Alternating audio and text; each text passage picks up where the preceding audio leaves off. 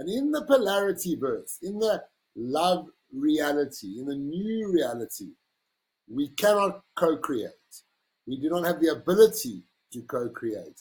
That chapter has closed. That boat has sailed. Because, my friends, we are not in that old world anymore. We are not in a duality reality. In the new reality, we don't work with a co-creator. We have a lovely metaphor of the rider and the horse. So when I am awake, I am Myron, 54 years old, in my bodysuit. I am the horse. So Myron, who's the rider? Well, that's easy. The rider is you without your limitations. And the bodysuit needs to be able to hold the new frequencies. So how do you do it? Yoga and things like that. All you got to do is realize that your job is to be the horse. And the job of the horse is just to show up. I must show up and be the horse and let the rider know what to do. The trick of being on this manifestation journey is to bring energy into every one of your aspects every single week. And you are here for a purpose. And that purpose that you are here will still unveil. You can never know your purpose until you're in your purpose.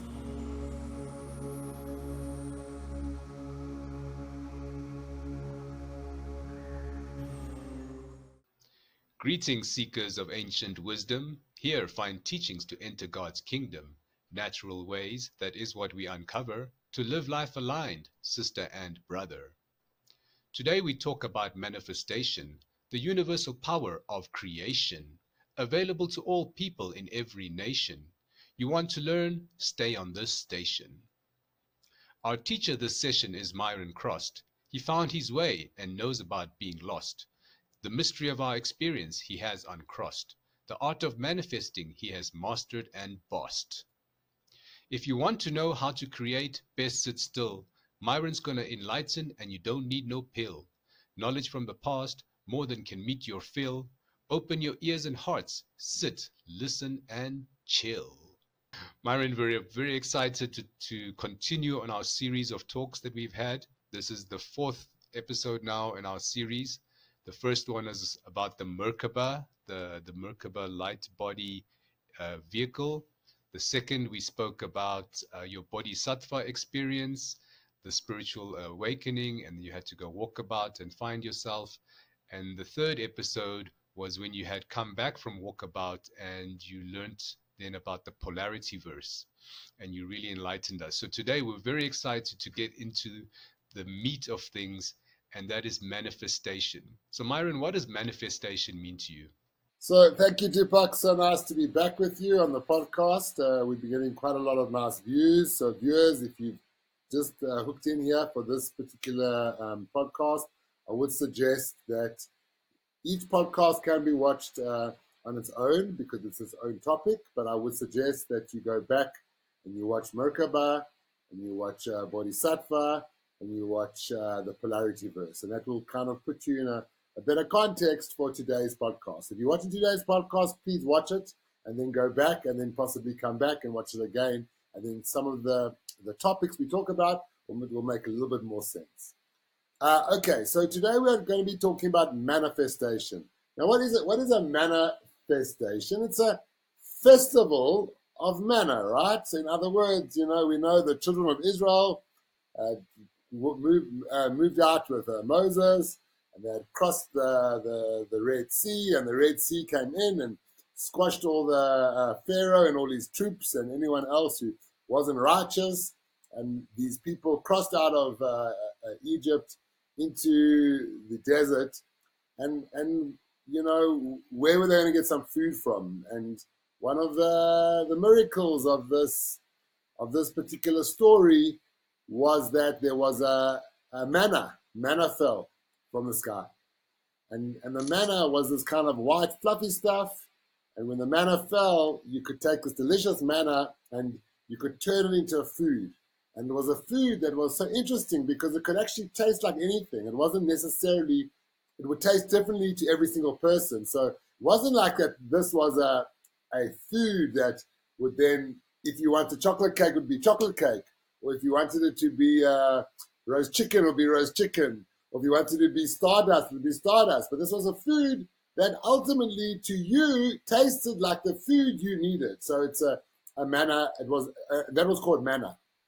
And you know, we're in a world where we are so caught up with creation, and creation is all about co-creating, where we understand that if we are good, if we toe the line, if we work hand in hand with the Creator, with the Godhead, or hand in hand with anyone else really, then together we will co-create. And by co-creating, we'll be able to basically achieve all those things we want, and that's creation.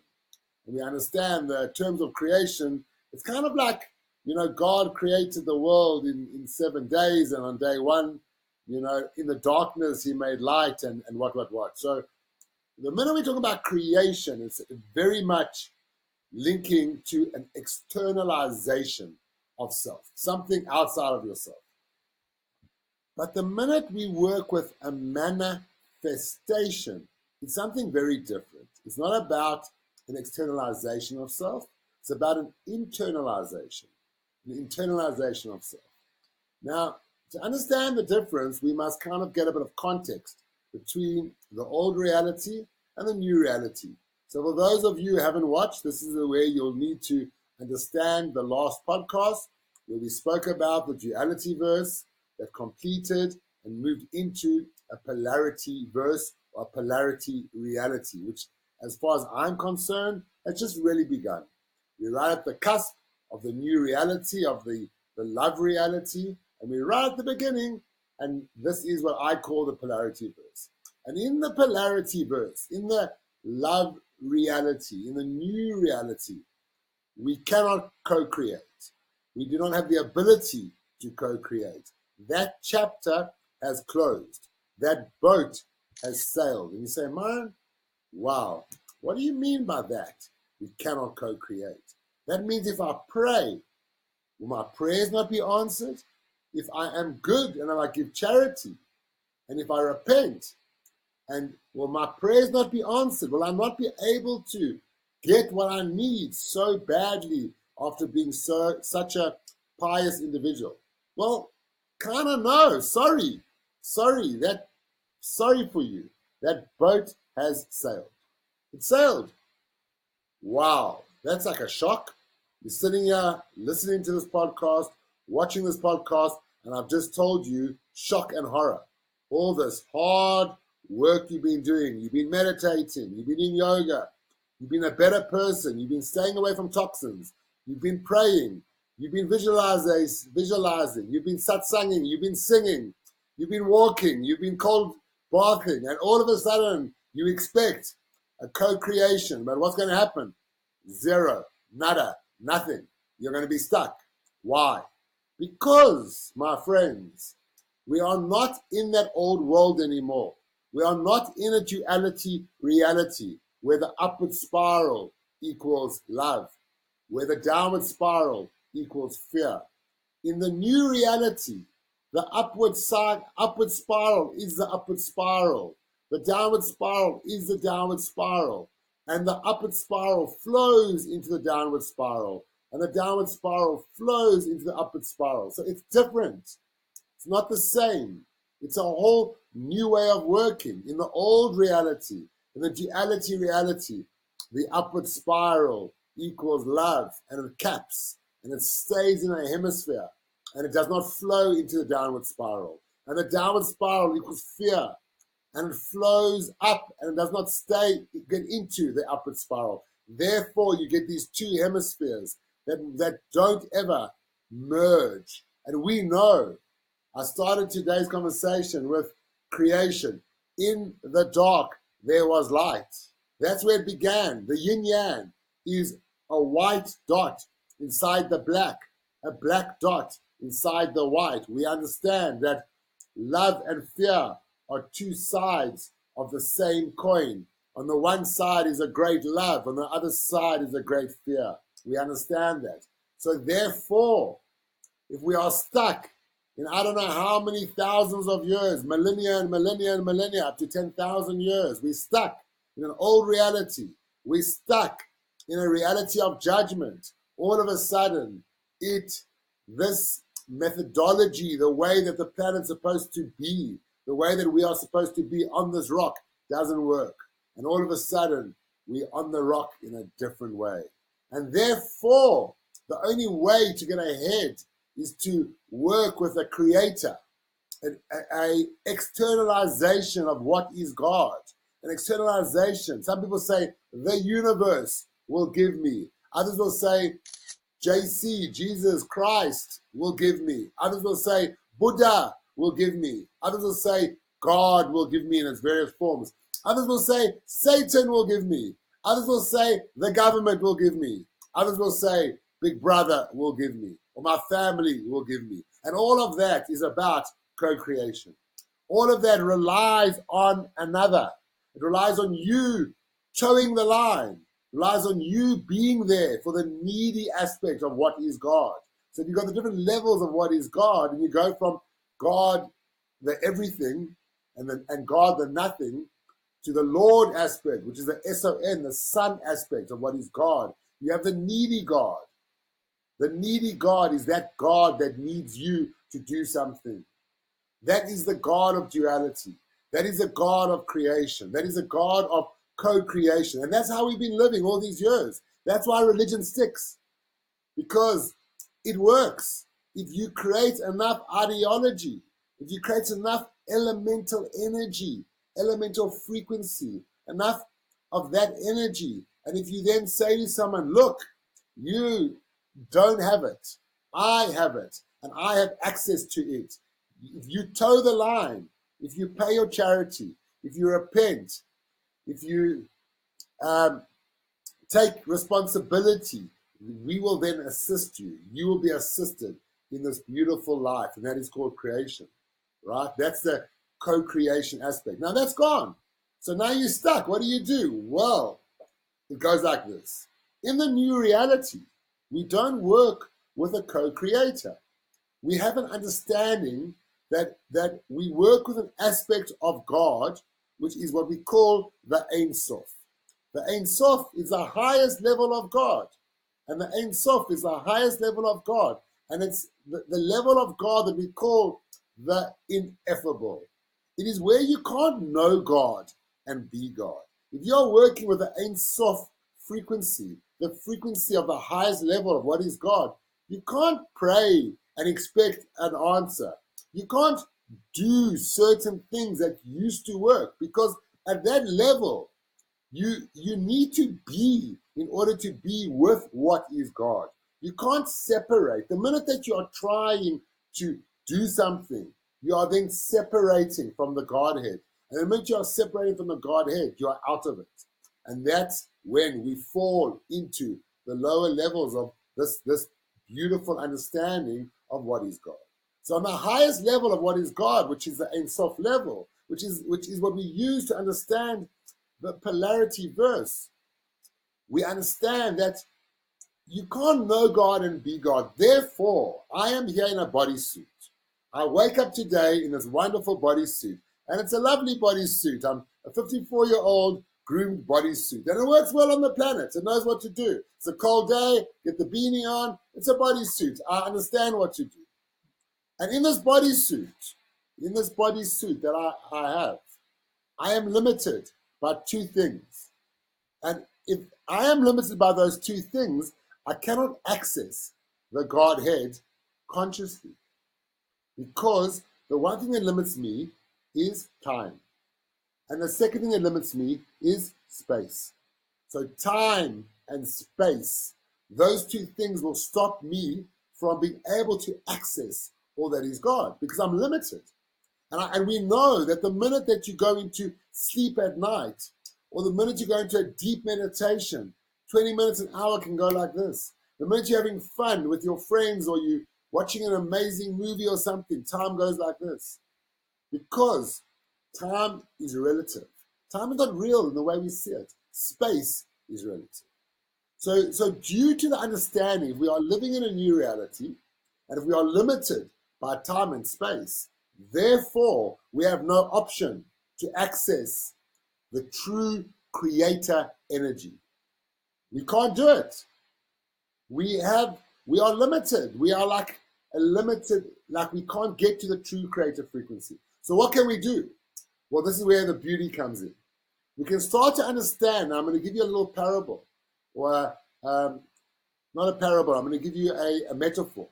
We have a lovely metaphor of the rider and the horse. So when I am awake, I am Myron, 54 years old, in my bodysuit. I am the horse. You, my friend, think you are the rider. No, no, no, no, no, no, no, no, no. You are the horse. And be proud to be the best horse you can be. I wake up today and I take time to shower. I take time to put some nice balm on my beard, and get into a nice shape for the day. I take time to put a lovely cologne on, to smell nicely. I dress nicely because I'm a beautiful horse and I'm proud to be a horse. I'm proud to be in this bodysuit that is a yod. Hey, Bob, hey, this is basically a bodysuit that is being designed by the Godhead. I'm proud to be in this bodysuit, but I am the horse. And you think you're the rider. And you are listening to my podcast so you can learn from me, and you are the rider thinking that you know what's going on. No, no, no, no, no, you don't. Maybe you were the rider. Maybe you knew what was going on 10 years ago. Maybe you had an ability to access the rider through a co-creation methodology. But now, in the new reality, you're the horse. So Myron, who's the rider? Well, that's easy. The rider is you without your limitations. Huh. Now I've stumped you. What? I'm limited by my physicality. I'm limited by the way I live on the rock. But I also am unlimited. So when you go to sleep at night, and a couple of hours a night, somewhere along the line, in those 6 to 8 hours you're sleeping, you connect with the rider. And when you connect with the rider, it's beautiful. It's like a beautiful fit. The rider and the horse just fit beautifully together. And you go home, and you connect with the Godhead, and you are the Godhead. And you wake up in the morning, and what you can feel is this beautiful I am presence. I am present. I am the horse, and I am present. And I was with the rider last night. And the rider is here to assist me on my journey. And therefore, I can access the rider. Now, if I am proficient with being with the rider, then I can actually work with what we call manifestation, because I can access the rider and I can go to the rider before I go to sleep and say, rider, rider, please help me. Help me with the following problem. And I can wake up in the morning and I can have the solution at my fingertips. I can go to bed at night and say, rider, rider, I need support. I need to manifest a living. I need to find a way to do something. And if it's there for you, you'll wake up the next day, and if you're pure of heart and you've managed to connect with your rider in the most wonderful way, you'll wake up the next day and you'll be able to manifest, and something will happen to you that will take you on that road to manifestation, to that new job. So a manifestation is a terminology we use for the new Aquarian age. When we manifest, it means that we literally have a festival of manna. And what does that mean for me? It means that, as I explained to you, manna tastes differently for every single person. It means that you can manifest whatever is here for you to manifest. And we're going to talk a bit more about this today, about your needs and your wants and how do you manifest, because we're going to really delve into this a little deeply to help you with your manifestation process. We'll help you along the journey so you understand what it is and how to manifest as we go through this podcast. So there you have it, Deepak. We have a little bit of understanding, a little introduction.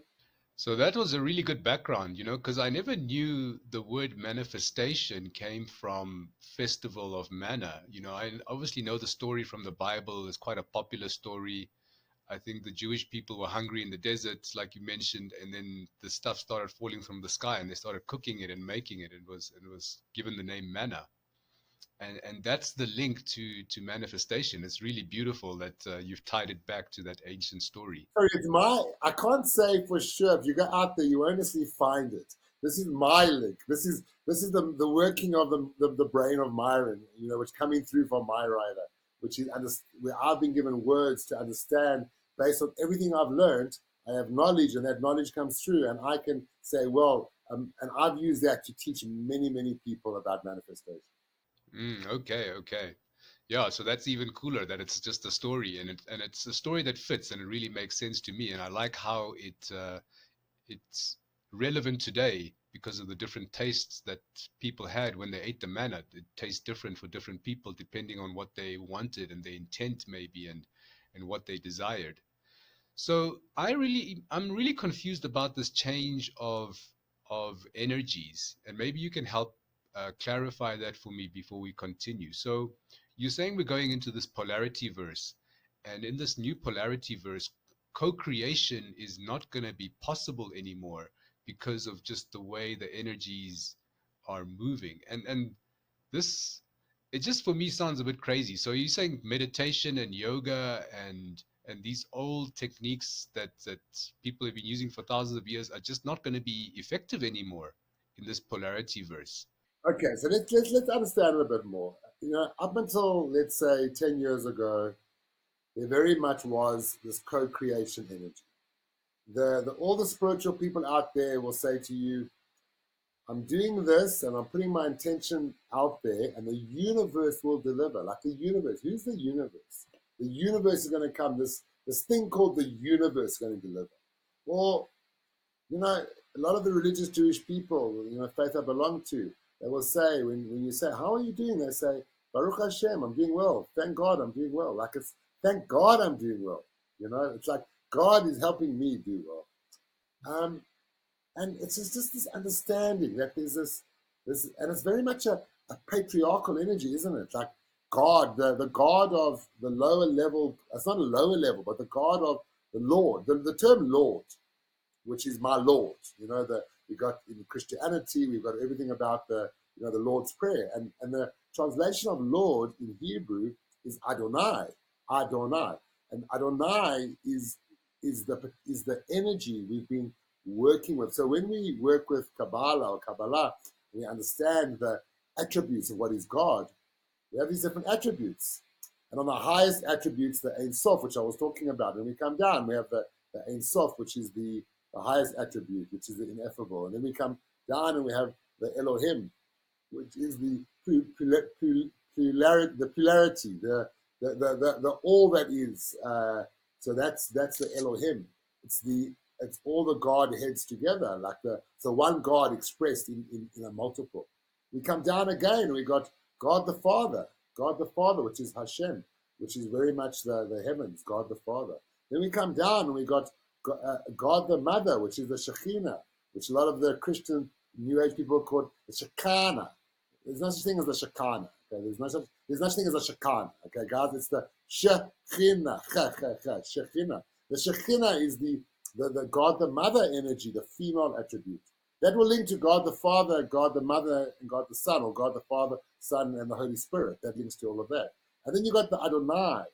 The Adonai is the SON level. And we're going to stop there because it carries on going down. So the SON level is connecting to the Jesus energy. And we know we've come out of the Barbarian age. The Barbarian age was the age of the fish.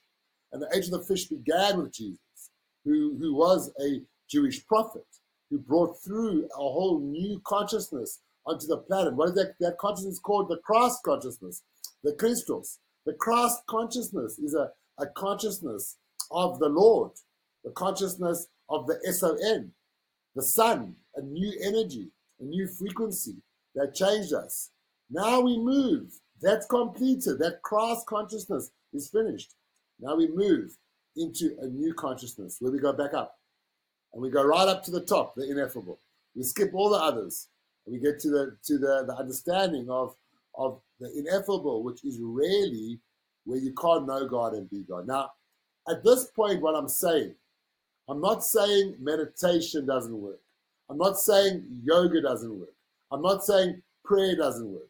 What I'm saying doesn't work is thinking that there is a creator being out there, outside of self, that is going to assist you. That doesn't work anymore. That thinking is flawed. You have to understand, yes, there's a creator. It's not a creator being. It's a creator energy, a creator frequency. And that creator frequency that created this planet, it's like the sun. And that is an internalization, not an externalization. It's an internalization. And it's something inside of yourself. So when you meditate while you're awake, you calm yourself down, you get your breathing right, you just get it going. You are being with your inner self, with your inner voice. When you pray, and part of what we do, and I'll talk about it, is conscious praying, conscious talking to this creator energy inside you. When you get it out there, when you verbalize, then the creator energy knows what's going on. So yes, prayer will work. Yoga, this is your bodysuit, needs to be, it's all about frequency, and there's a new frequency on the rock. And the bodysuit needs to be able to hold the new frequency. So how do you do it? Yoga and things like that. So they all work. They're all there. But what's different is that we can't give our power away anymore. And it's not about us doing something. And that's where we all go so wrong. We all go so wrong. We come through the spiritual journey. As I spoke about the Bodhisattva, which is the journey of enlightenment. We come through the spiritual journey. And then what happens? We believe that we are now different. And in my case, I went through it, but I came back to my family. I came back, grounded my energy. And then from there, basically made a difference. But I brought it home. I didn't leave my home. I didn't go off and become a guru or become some sort of a prophet. I came back into society. So therefore, what we are saying here is that you've come through this beautiful spirituality, you've come awake, but now you get these illusions or delusions of grandeur that says that you are equal to a God, that you can get out there. And I got a friend of mine who's recently been on a hell of a program, and she's been on a hell of a program and teaching and doing all her work, but often she will akin herself to God, like I am the God. You know, you're not the God. You're the person. You're limited. If you're God, I want to see you walk through a wall, because anyone who has the ability to be with that Godhead properly can then move through matter, because the wall isn't real. I sit here and there are walls all around me. And if I want to walk through the wall, theoretically I can. If I take the wall down to a nano aspect, I can go right through the wall, because I am just molecules, I'm just matter and cells, and so is the wall matter, and I can just slip through. But I can't, because this reality says that solid matter is solid, and that two solids can't merge through it. So you can't do any of that. So therefore, you're off the hook. Isn't that wonderful? You've been working so hard to get here. And now I'm telling you, you're off the hook. All you got to do is realize that your job is to be the horse. And the job of the horse is just to show up. I must show up and be the horse and let the rider know what to do. And therefore, the rider holds what we call the destiny. The Akashic record is with the rider. The horse holds what we call the fate. So therefore, you're not powerless. By no means are you powerless. If you choose not to show up, if the rider needs you to be at a certain place at a certain time, and the rider has programmed you to wake up at a time, to get showered at a time, to get breakfast at a time, and to be somewhere at a time. It's been programmed through everything that is. And you decide on that day, because maybe you're addicted to some substance, and you've done something, or you did something yesterday that removed your consciousness from today. Yesterday you took a substance, and then you woke up today and you're just flat. because you did something on the weekend. You woke up on a Monday. It's a beautiful Monday, but you're not in the beautiful Monday. You're in the grey clouds of the ugly Monday because you want the beautiful Saturday 2 a.m. is your beautiful time. But now you're in, so you've missed your appointment.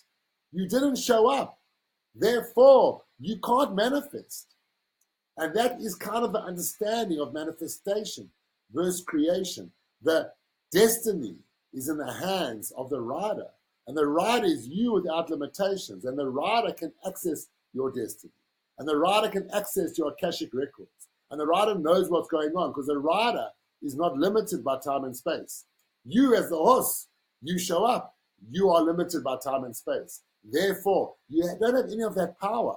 All you can do is show up. And therefore, if you choose not to show up, that is your choice. You have free will, you know. So that's why the fate is linked between the inner consciousness and the outer consciousness. That's the fate.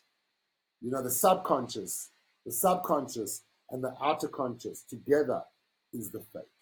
So I'm not so like, you know, my mom unfortunately passed away a couple of years ago from a horrible disease called Lewy body. In my belief and my paradigm, and I like the word paradigm because I don't want to use words that are loaded and can be misunderstood. In my paradigm, which is my belief set, my mother chose that way to go out because she was such a matriarch. She was such a giver, and she gave so much. And you want to hear more about my mother giving to me, you can look here my Bodhisattva podcast. She was the one that helped make the space for me to become this man I am today. And when it was time for her to go, how did she choose to go? She chose to go via a Parkinson's disease that meant she had to be taken care of for her last 3 or 4 years. So the lady who took care of everybody at the end of her life got taken care of. And I saw it that way. So she chose that. It was her time. My father died just before her. And my father and my mother, they died within 1 year of it. My mother died within 8 months of my father.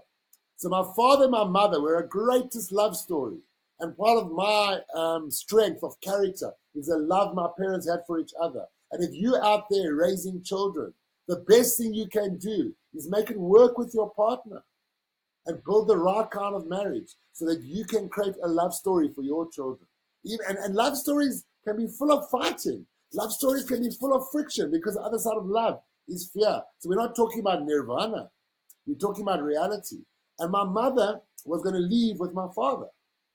And that was destiny. Her destiny was to leave with my father. But her fate chose to go that way. My mother could have possibly had another way of dying. She could have stepped in front of a bus and got run over. She could have done something else, you know. She could have chosen to get COVID and to go that way. There were many ways that she could have gone, but she chose. And that, I'm trying to explain to you. So you start to set yourself free because we are all not free. And that's the biggest problem. You've found your spirituality. You found your new path. But now you've taken it. You think it's about you. And you think that you are the rider. And you think that you're in control. And I'm here to tell you, you're the horse. And the rider is you without limitations. That's still very hard to grasp, but I'm getting to understand it a little bit. So there's two aspects of yourself. So the one aspect is limited because it's in this physical body, and it's limited by the the laws of this physical world. So there's time and space, and those are the limits. So I get that. And then your rider being this other aspect of yourself, your higher self, maybe your soul or your spirit, or there might be other names or words to it. But that part of you is unlimited by space and time, and therefore is able to know more about how everything is connected.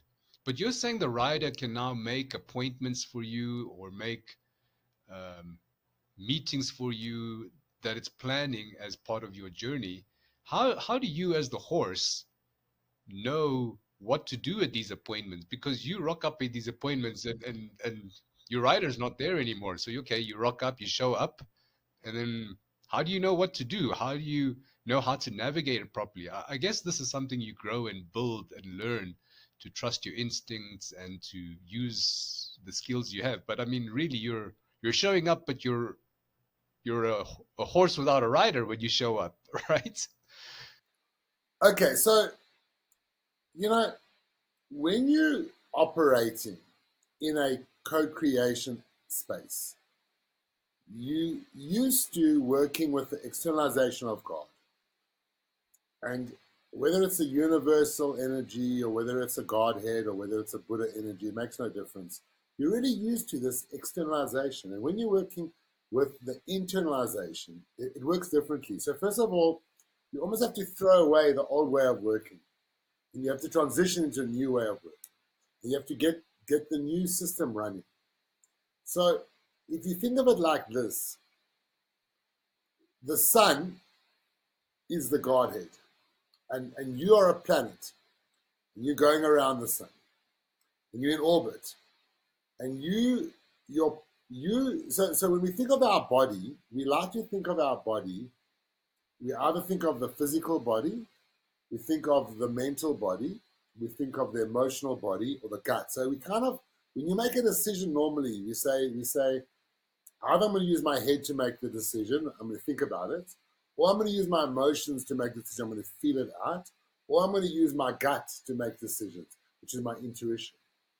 But if you see your body as a planet, and therefore you're not working with a paradigm of head, heart, or gut, and you're working with and you're not working with a paradigm of physical and spiritual, because it doesn't apply anymore. There's no such thing as a spiritual journey. There's no such thing as a physical journey in the new way of understanding things. So what we do, we rather look at our body as a Merkaba.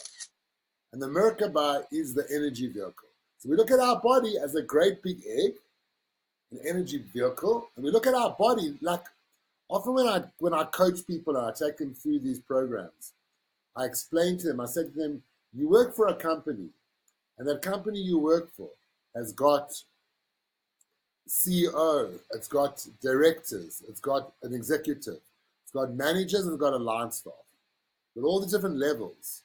And that company you work for is a legal entity. It's a legal entity. So therefore, it is by default a body. And as you are a Merkaba, so is that company a Merkaba. So it's the same way. Everything is a body. When we think of a body, we don't think of the body in context as a physical or a spiritual body. We think of the body in context as a planetary body. And as the Gaia or Earth is a planet and is a planetary body, so are we these planetary bodies. And as Gaia or Earth, Terra, goes around the sun, and then it spins, it goes one way around that way, and that has the 365-year, goes around the sun in a 365-year period, and also spins in that 24-hour period. And if everything's going properly, then that planet sits in its orbit, and everything runs really well. But the minute that the spin goes, then the planet starts to wobble and jumps out the orbit. And that is something really that I've used, we use as a paradigm to understand when we're working in the new reality, when we're working in the Polarity-Verse, and then we're talking about the journey, we got to think of ourselves as this body, as a planetary body. And we got to realize that the sun in the center is the Godhead, and that's the frequency of creation and the frequency of manifestation. And we going around it. And therefore, what we have to do is learn to understand the relationship between the planet and the sun. And we have to understand the relationship between the planet and the orbit. We have to understand the relationship of the planet and the spin. And once we get this all we understand it all, then we are closer to learning how to manifest and how to have our rider get to the point where the rider is setting up appointments for us through our body. So the rider doesn't necessarily set you up an appointment. The rider is here to help you manifest what your wants and your needs. And obviously the rider is here for a reason. Why are you on the rock? Why have you taken a carnation? Because the rider has some purpose for you. And that's why you are here. The rider has a purpose for you. So now to understand further, how do we communicate with the rider? Well, first of all, you need to understand that you have accessed the new reality and that you are working with this new master frequency. So whether you're getting connected via someone like me or that is connecting you to this new master frequency, or whether you found someone else just to help you understand the frequency, or whether you found it yourself, because the frequency is available to everyone right now. We just don't know what it's called. And if this is going to become the new way of living on the planet, then ultimately, within a little while, within 100 years, we all will work with this frequency. It won't. This conversation I'm having will become the common knowledge for everybody. We'll all understand that the time of spiritual and physical is finished. The time of dualization is finished, and we're moving into a whole new way of living, and that is polarization, and that is a polarity-verse. And therefore, what will happen is we will learn how to manifest. So, for example, if I'm connecting with the frequency and I know how to work with the master frequency and I know how to connect with my rider is here for a reason. I don't know what my rider's here. I don't know why my rider needed a carnation, but my rider needed a carnation, therefore I'm here. I don't need to know. I just need to trust that my rider has my best intentions at heart. And therefore my rider wants me to have my wants met. So let's say I'm struggling with my wants. I don't have a good job. I don't have a good house. I don't have a good relationship. Anything that's going on. So before I calm down, before I go to sleep at night, when I'm in that nice space and I'm connecting with the rider, I'm like, rider, masters be with me. Rider, be with me. And I'm saying, look, rider, can you help me manifest a new job? And then you take that and you do that in earnest. And how you do that is before you go to sleep or some other time when you're feeling the frequency in your body, then how you do it is you then basically do that. You manifest that through, you plant that seed when you've quietened yourself down. When you've quietened yourself down and when you've got the frequency in your body, you're feeling this lovely new frequency of energy running through your body, you quieten yourself down, you verbally say, you call in this frequency and you communicate and you verbally ask for assistance. You then go to bed at night. You then wake up in the morning with trust that the next steps will be put in front of you. And then what you do is you go through your day, but not with your mind controlling you, not with your emotions controlling you, not with your gut controlling you, but you go through your day understanding that all of you is relevant. And we'll talk more about that now when we talk about the 32 aspects of the Nachi, and we talk about the yellow brick road, and that will kind of help us understand that. But you calm yourself down and you plant the seed and you wake up in the next morning and you trust and you trust and you trust that these steps will be put in front of you. And then you get out there. And if you find yourself driving a different route, you drive the route. If you find yourself doing something different, like, you're supposed to be going somewhere, but something just comes into your being that says, go somewhere else. So you go somewhere else. And when you arrive there, you open a door to yourself. And all of a sudden, the steps start happening. And those are the steps of manifestation. And that's why manifestation is so beautiful. Because when you manifest something, you manifest it as a whole. And you manifest it, and the little steps guide you there. When you create something, it's like a mold that's made with a mold and a cog and the cog doesn't always fit the mold, and either the mold breaks or the cog breaks. In the manifestation process, you manifest the entire puzzle all together. It's much, much easier. So maybe that gives you a little bit of guidance. That's really good. That's really good. So I want to give an example of something that happened in my life, and maybe you can tell me if that was manifestation or co-creation. And it's linked to how we started working together. So I had started my health practice in 2022, and I was practicing at home, and I had a lot of free time. And one of my friends told me about the Rosebank Sunday Market and asked me to go and visit the Rosebank Sunday Market and maybe do my health practice there. So I went there and I met the owner of the market, Donna Druin, and she mentioned to me she would always wanted to do an esoteric fair at this market. So I thought, wow, okay, this is a great idea. So I went around Joburg talking to all people that I thought might be interested in this. And I'm thinking that's the horse, or that's the horse showing up, like going to these meetings, arranging these meetings, but with no idea of what it's actually going to turn out to or what's going to happen. Eventually, I think after about 3 months or something, I'm continuously showing up. After 3 months, I managed to meet with yourself, Myron, and we met at the green side. And I told you this idea, that Donna, the Rosebank Sunday Market owner, wants to do an esoteric fair.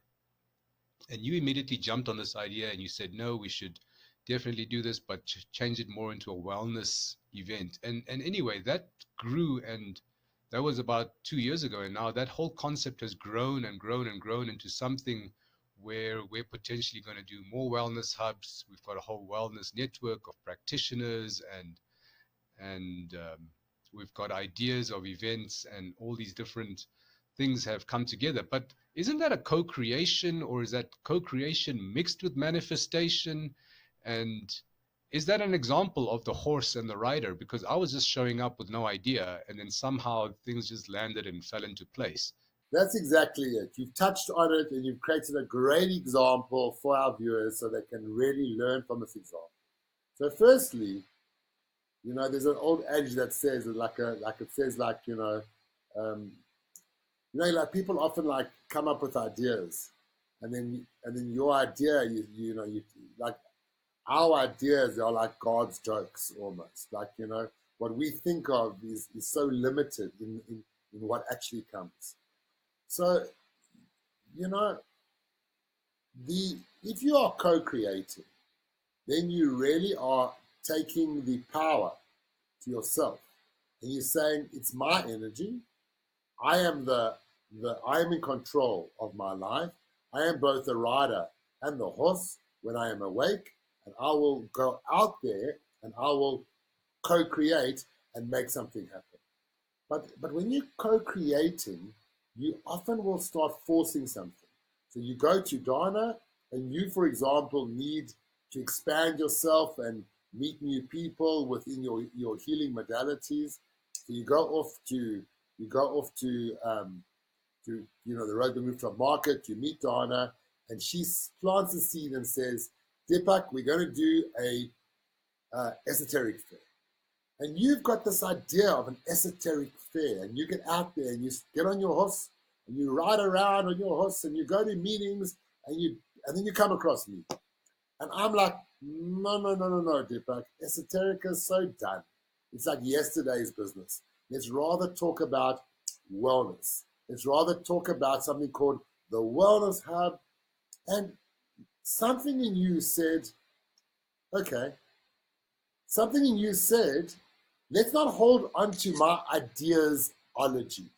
Let's not hold on to this whole thing that came out of me and my communication. Boom. Let's let it go. Let's see where this goes. And you, what did you do? You trusted. And you trusted. And by trusting, literally by trusting, you opened yourself up to a whole new world, because you came across me, who has been practicing manifesting for over 20 years. I've been practicing manifesting since 2001, 2002. We are a long way away from 2002. That's over 20 years of practicing manifestation. And the best way to practice manifestation is by being present today. And that's where we all go so wrong. We are all in the future or we're in the past, but we are not here. When you wake up today and you are what is here today? Today Deepak and I are going to have a podcast. So everything must fit the present. We must be present. We must be available. So you went and you opened yourself up to a new concept. And then I said to you, hey, let's do something different. And we manifested together. Us, with Donna of the Rosebank Rooftop Market, with Claire, with a few other people. We manifested these Wellness Hub events. But it wasn't, we didn't end there, did we? We did 3 of them to get proof of concept. And then we were like, where's this going? And then we manifested it into its own unique PTY. We manifested it into its own network, its own platform, where today we're busy building a platform that will be full of practitioners that we can even give away for free. How is that possible? How do you go and build a platform that you then offer up to Johannesburg's top 50 practitioners? Reiki, yoga, meditation. And we say, hey, Mr. Practitioner, here is a listing for free. We'll give you a free listing. And we're also offering that to our public for free. So that is all the power of manifestation. So manifesting is literally following the yellow brick road. It's literally one step at a time. And yes, that is exactly a great example of manifesting. Now that you've learned how to manifest, now that you've learned, that's not co-creating. You didn't create, because if you created, you would have created an esoteric thing. You wouldn't have manifested this entire Wellness Hub story. That's a manifestation. We went for you were going for one ball, and you got a ball pond. You got a pond full of balls.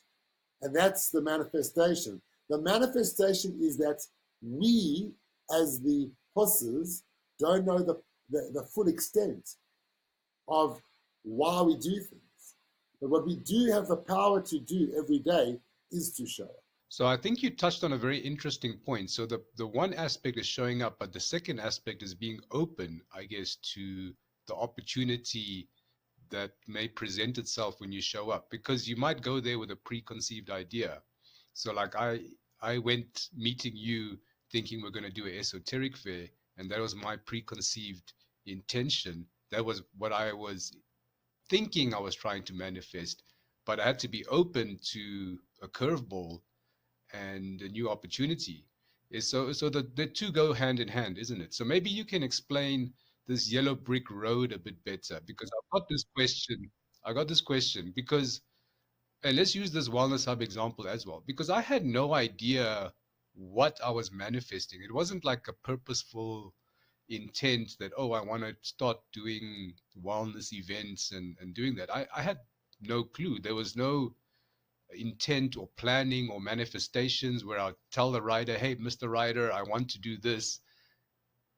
It just sort of happened. Like, so how do you manifest without even knowing about it? And maybe that ties into the yellow brick road. We're talking about yellow brick road now, but I want to literally bring your attention to something. You are now becoming a very successful podcaster. You are running a podcast studio. You're bringing in really great guests. You're getting a lot of traction. Where did it come from? Why are you doing this? Where did it come from? You didn't have this idea 2 years ago. It came through the manifestation. It came through each step led to the next step.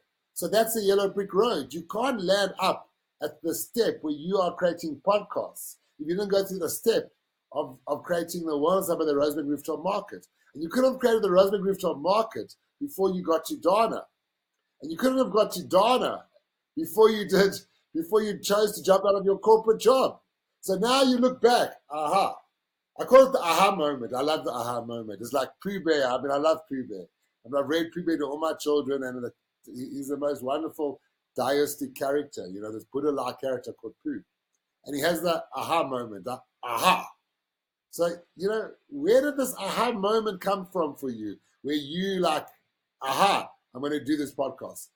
It was a series of steps. And those steps were known by the rider, because the rider, think about it like this way. The rider sits in a space without time and space. So if you were conscious and you already were in this program, and Dana had come to you and said, hey, Deepak, let's create an esoteric fair, then what you do is you then, in your meditative space, take the framework to the master frequency and say, hi, rider, can I get some help with manifesting a esoteric fair? And then all of a sudden, the ball starts. The pendulum starts swinging from side to side to side. And as the pendulum swings, it builds up more and more and more momentum, and that started happening. And that happened for you, but not in the way. So therefore, what we are learning is that back in the day, this wasn't available. Back in the day, this frequency wasn't available. And it wasn't possible just to move into a new way of working where you can manifest things like this. But today it's supported. Here you were, not knowing that you were manifesting, you were going through the steps, and your rider guided you to me. So our riders brought us together.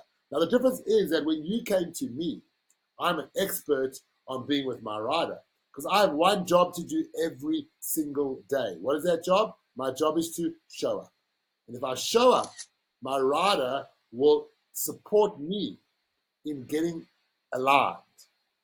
And my rider, the more that I show up, the more the rider knows that we can become a winner.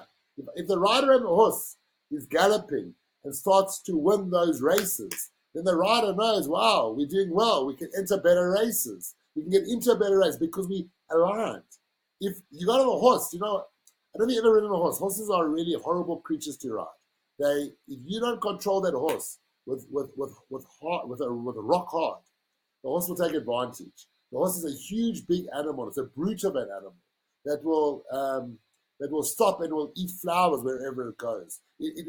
When it starts to face home, it will gallop so. You might not even know how to gallop. You might be just learning how to horse ride, and you're going on an outride. And the minute you head home, that horse sniffs that it's getting home. It's going to get some straw when it gets home. It's going to run like lightning all the way home. So horses are horrible creatures. Horses are difficult to ride. But once you get it right, once you groove, I mean, like a canter or a gallop, trotting, there's a way to trot, and then when you gallop, then you canter, you get into that move, you go with the group. And then when you gallop, you're like, doo. And there's like that feeling. I mean, I used to ride when I was a youngster. It's that feeling of like just everything is, and you like flying. And that's why the rider and the horse is such a great analogy. Because when you are flying when the rider and you are grooving together, there's no stopping you. Nothing can stop you. The only thing that can stop you is you. Which part of you? Your ego. You can stop you by saying, Mr. Rider, I am in control. And I don't want to do this or that you've put me in line with. So that's a little bit of analogy right there. Let's now delve a bit deeper into this, the yellow brick road. Let's talk about needs and wants, and let's talk about the Nachi.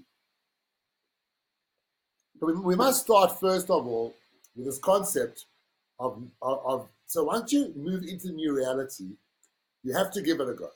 So if you're watching this podcast and you want to give it a go, you got to then say, okay, let's just try. Let's see what happens. Let's try to live every day uniquely. Like every morning, I do a program where I do my little bit of meditation, a little bit of yoga, a little bit of kung fu because I'm a trained martial artist, and I do a program every morning. But today it wasn't to be.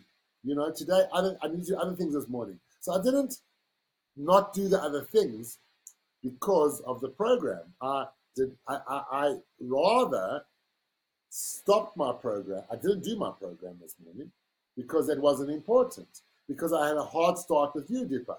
I didn't have time to go do what else. So therefore, it's okay. I paused my program. But if you are religious about things, if it says you will meditate every morning and every night, then some mornings when you can't meditate, then you'd rather do the meditation but miss the call of the rider. The rider whistles for you, starting line, and where are you? You're meditating. Come on, get going. Why are you still meditating? We're getting going. We got stuff to do. And you, come on, move on. Why are you doing mantras? I mean, how many mantras are you going to do? What do you think your mantra is going to do? Get out there and do something. Get out there and be in the real. Get in the real. So this is the understanding that the rider and the horse. So we start with that as our first principle, our first paradigm, and that's the rider and the horse. We then start to understand that you want to do this, friends. You're watching this, so you give it a go. You just give it a go. You learn how to communicate. You see, Deepak started manifesting without even knowing he was in it.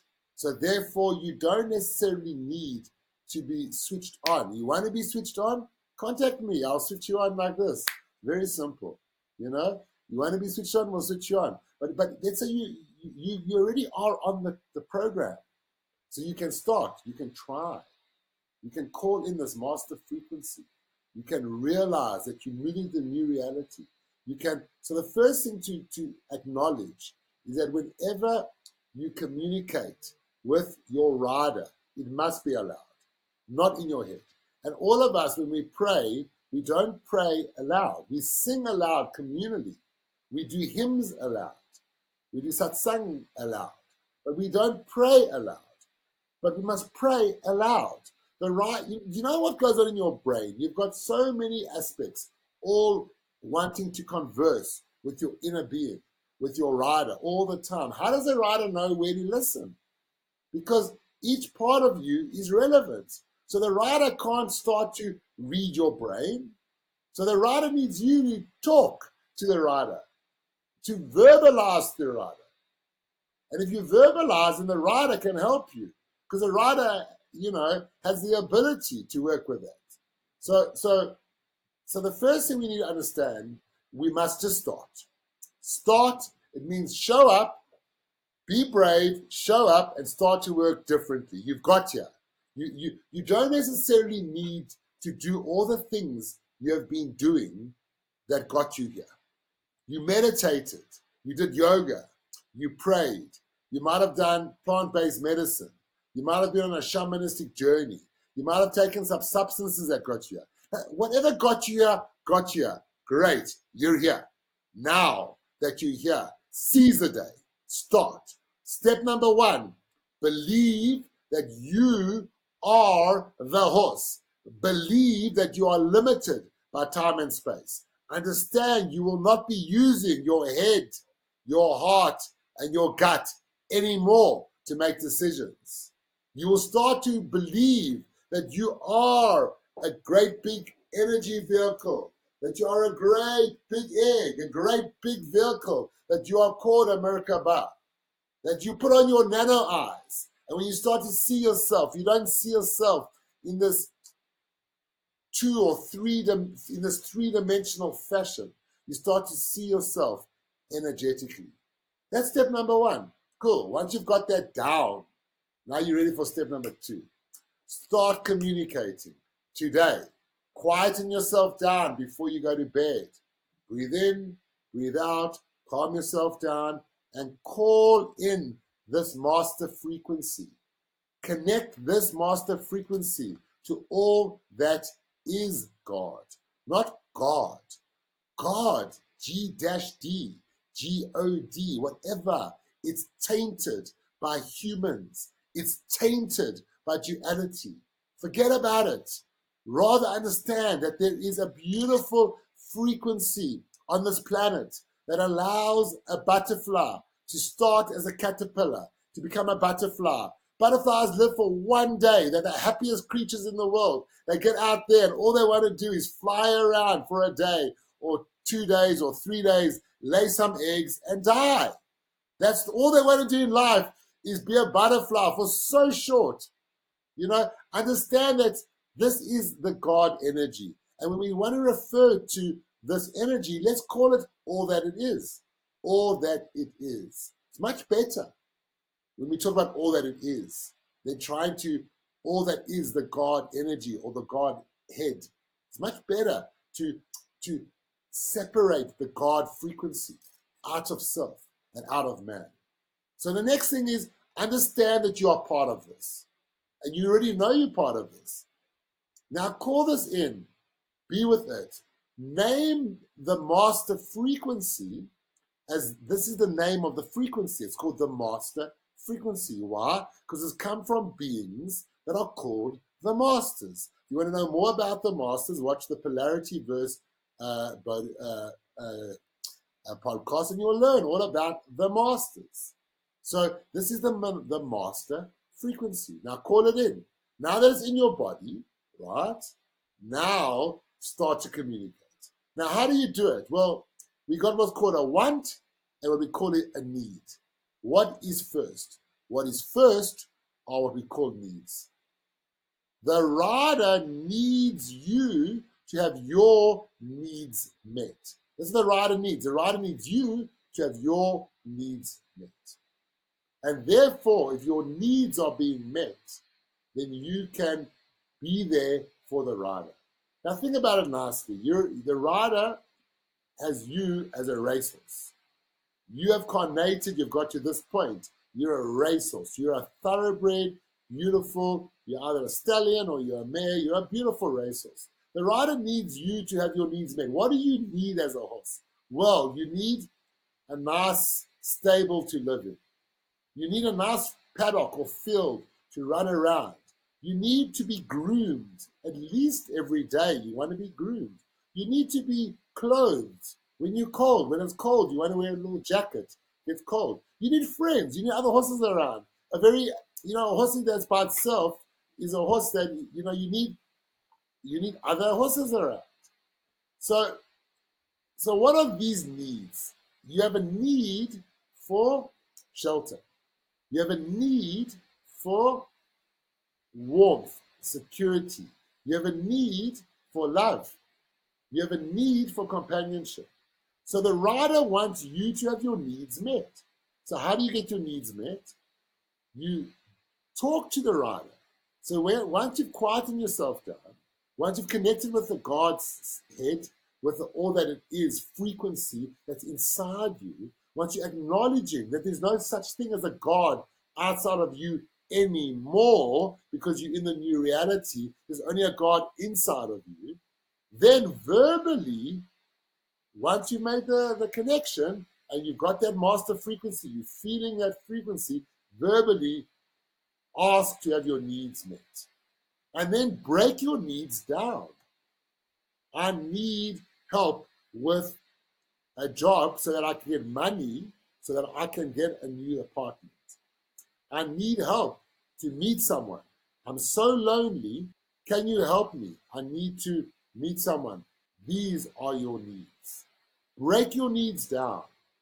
I need help with a job. I need help to meet someone. I need help with, maybe you're living in a situation that is untenable because you're in a toxic relationship. I need assistance on whether to stay in this relationship or not. Then you go to sleep. Then you wake up in the morning. First thing you do is call in that frequency again. So when you go to bed at night, you've called in the frequency. When you woken up in the morning, you've recalled that frequency once again. Now you're in that feeling.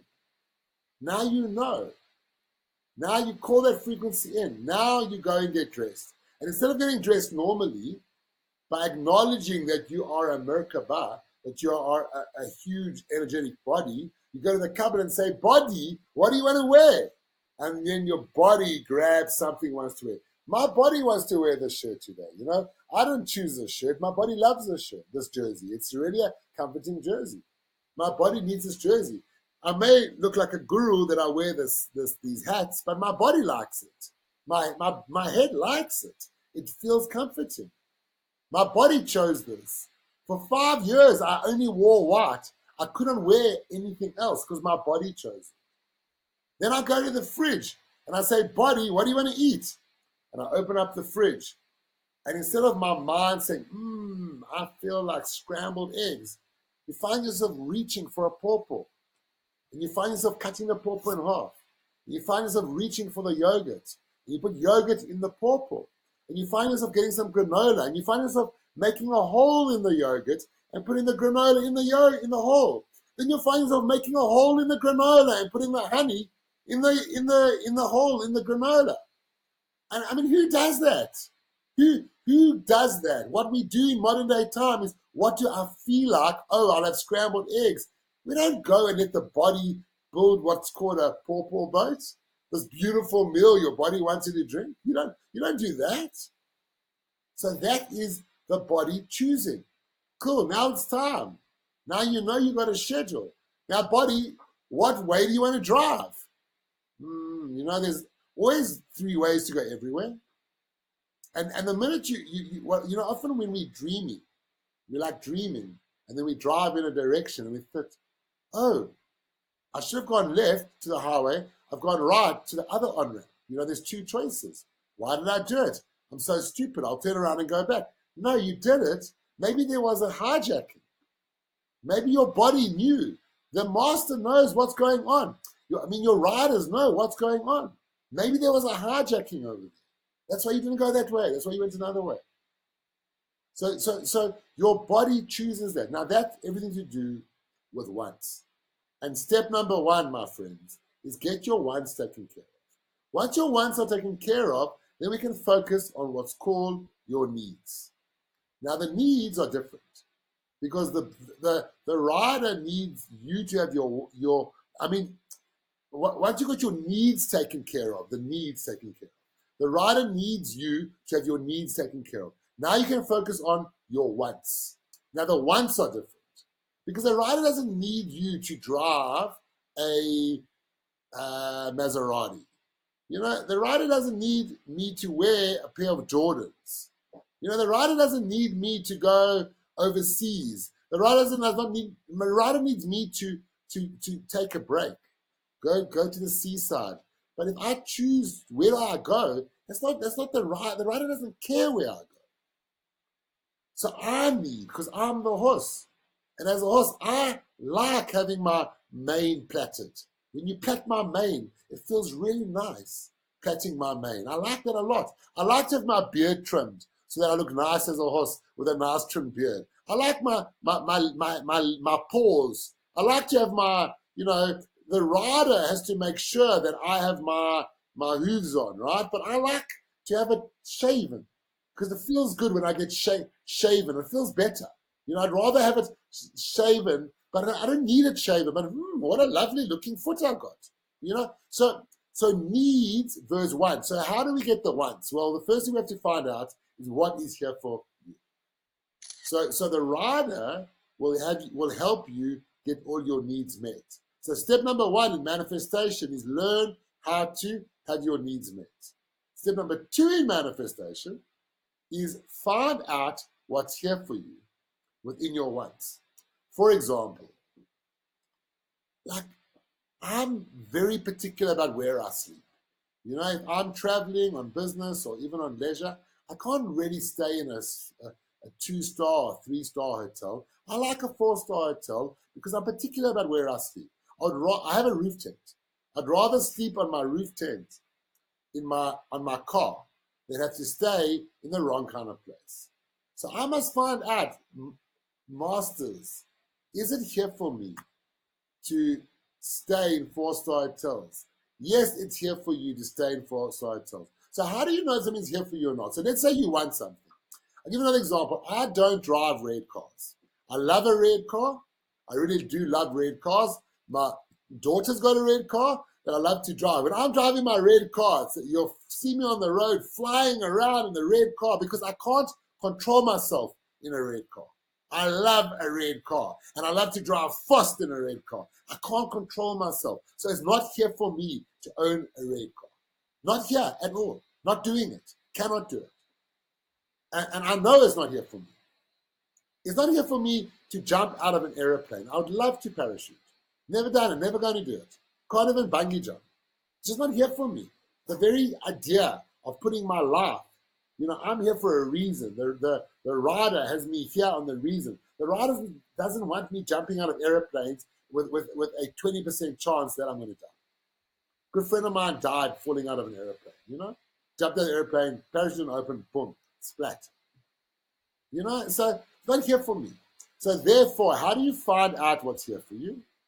Well, again, in another conversation with the master frequency, once you've quieted yourself down, once you've connected to that God self, connected to the rider, you say, is it here for me to go overseas? I'd love to go to London and visit my friends. Is it here for me to do that? And then you ask to be shown what's here for you and what's not here for you. And by asking that, what happens? Your life will show you. You will be shown, and therefore you will know clearly what is here for you, what is not here for you. Like, I know it's here for me to deep sea dive. I just haven't done it yet.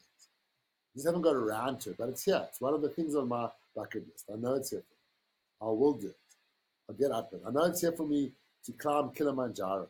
I'll get there. I haven't done it yet, So needs, the master frequency will help you with your needs. Once you first have to find out what's here for you. Once you find out what's here for you, what the good news is that you can manifest that. You can 100% manifest everything that's here for you. And you do it just by showing up, because the rider connects it all. The rider is there without time and space. Now, we need to understand we live in a multiverse. So besides being in the Polarity-Verse, the Polarity-Verse is governed by the multiverse. And the multiverse means that every time we make a decision, both split. So for example, there is a paradigm that you never ever met me, and you built your own esoteric fair with Dharma, and you went off in that paradigm. So there's one reality where you aren't here, you're still in your corporate. There's a second reality where you built an esoteric fair without me. There's a third reality, which is this reality, where you built the Wellness Hub with me, and we carried on where we are now. There's a fourth reality where we built the Wellness Hub together, but we didn't carry on where we are now. So where are we going? Where are we going? And every time we make a decision, it splits. And that is why it's so exciting to be alive on the rock. That is why you can't be depressed. How can you be depressed when you have such opportunity every single day to align with this beautiful energy? How can you ever be depressed? So that is now talking about the principle number one, which is the rider and the horse. The principle number two, which is understanding how to connect with that God self, that is the inner working of what is God through yourself. The next principle, which is really understanding your needs and how to have your needs met. The next principle is your wants, how to find out what is here for you, and then how to basically get your wants. But you do it each step. There's no use trying to work on your wants if you can't get your needs done. If people are on the bread line, they can't start thinking about being gluten free. I can't even afford to buy bread. How can they think about gluten free? You're on the bread line, So you first have to get your needs taken care of. Then once you can get that taken care of, I got it. Let's try to work on my wants. So let's just see if we got any questions, and then I'll move over to the yellow brick road, and we will the yellow brick road and the Nachi. So we got literally two more principles to talk about, and we can start shutting down. Okay, so Myron, so this is brilliant. So what you've explained now is really ask and you shall receive. And it's really teaching people to ask to the master frequency or to this higher entity. But I guess again it's still externalized. So the trick or the difference now is that you're asking for help, but you're the one doing it by showing up and being open and activating. So, in closing off, let's talk about the yellow brick road. So the yellow brick road is pretty simple, and I've touched on it before. You are on a journey. You are on a manifestation journey. You are communicating to your inner God self, and you're going in the right direction. Now, the yellow brick road means that each step will take you to the next step. And how would you know how to move? You only move when it's yellow. And that's the yellow brick road. You don't move when it's gray. So if you don't know what step to take, don't move. Just meditate and wait, and the step will take you. And I often tell people, if you're coming to a T junction and there's a clear left or right, and you get stuck at this T junction, what do? Do you go left or do you go right? I'm saying, well, you don't go left or you go right. You sit and you meditate and you wait until that decision will make you. So that's the yellow brick road. The yellow brick road is that each step becomes a yellow step, and therefore you only step when it's a yellow brick road. That's why I like to call myself the Wizard of Oz, because I'm here to help people with their yellow brick road and to help them. And the yellow brick road is the road of manifestation. And why they're yellow? Well, they're gold. And if you look at your step number one was your programs, becoming a practitioner. Step number two was going to the Rosebank Rooftop Market. Step number three was meeting Donna and Esoteric Fair. Step number four was moving around and meeting people. Step five was me. Step six was hearing me. Step seven was working with me. Step 8 is where we are. Step 9 is doing podcast. And step 10 is what the future holds for us. How could you know what step 10 was without going through step 7? How can you know step 7 without step 5? How can you know step 5 without step 4, step 3, step 2, step 1? So that really is the yellow brick road and on that side. And then the last principle to talk about, and we can close it down, is literally this principle of the Nachi. And the Nachi principle is a great principle because in most of our cases, we are either spiritual or physical. Spiritual, physical. And either we heavy spiritual, low physical, heavy physical, low spiritual. So we look at ourselves as a circle, and we cut the circle into 4 quadrants, right? You cut each quadrant into 8, you'll get 32 aspects. And those are 32 aspects of self. And therefore, the trick of being on this journey, the trick of being on this manifestation journey is to bring energy into every one of your aspects every single week. And don't live in any part of yourself that isn't in all of yourself. So I like to break it down into one aspect, you as a doer, that is your doing self. Then we break it down, we go through that into the opposite quadrant, which is you, the being self. So being is an opposite self to doing. Within doing, I've got 8 scaphies, and within being, I've got 8 scaphies. Then on this side, I've got you, the giver, giving. And then that's broken into 8 scaphies, and then I go through there, and then you, the receiver. So ultimately, 1 quadrant of 8 being, 1 quadrant of 8 opposite that, doing, 1 quadrant of 8 receiving, 1 quadrant of 8 giving. And then if you look at all of that, you realize that you are not what you think. You are not a human doing, are you? You're a human being. You're not designed to be on this planet to struggle. You're designed to be on this planet for a reason. You've taken a carnation for a reason. You've got a frequency. You have an inner self. You have a God self. You have the rider. And you are here for a purpose. And that purpose that you are here will still unveil. You can never know your purpose until you're in your purpose. My purpose is building the green side. My purpose is doing what I'm doing right now. And I know how to do it because I've been practicing for over 20 years. And at 54 years old, I'm on the top of my game in my purpose. And it's very clear for me because when it works, it works. If you are struggling, then it's not working. If you are struggling to make a living, then it's not working, because the master frequency doesn't want you to struggle. The master frequency wants your needs to be met. The master frequency needs you to be satisfied so that energy can do what it is here to do on the planet. And we'll end on that. So now you've got some principles. You know, you've learned about the rider and the horse. You've learned all about the law of manifestation.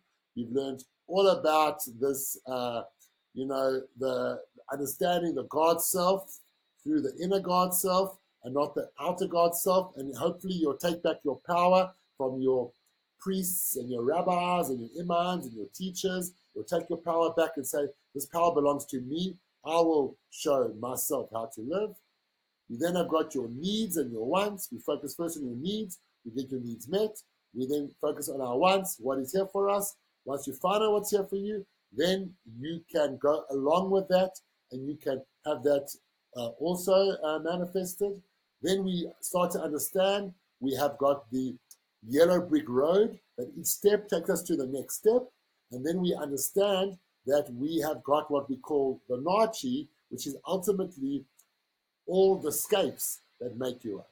Now, this is quite a big context I've done in one podcast, and I think as we go down the line, we might break it down into smaller teachings to help people one at a time so that can kind of come on this journey with us, because we invite you, friends, to join us on this journey. Deepak is clearly on this journey. Deepak is working with his master frequency. This is something that was given to me, something I've got to share with you, and you can share it with everybody. There's not a secret. There are no rules that say it's only for a set amount, it's only for the chosen ones. No, it's for everybody who is here for it. And that's the beautiful thing about this new Polarity-Verse. It's a shared consciousness. It's a new way of living on the rock. For me, it's the Aquarian age. For me, it's a love reality. It's brand new. So just be brave. You've done so well to get to where you are. Now, at this point, what I say to you is just realize you are in control of you. And now your access to what is God is an internalization, not an externalization. And therefore, you're free to become the best version of yourself. And you will love life. You will live a life that is so amazing that no one will ever be able to push you off your rock. It sounds like a Dr. Zeus book.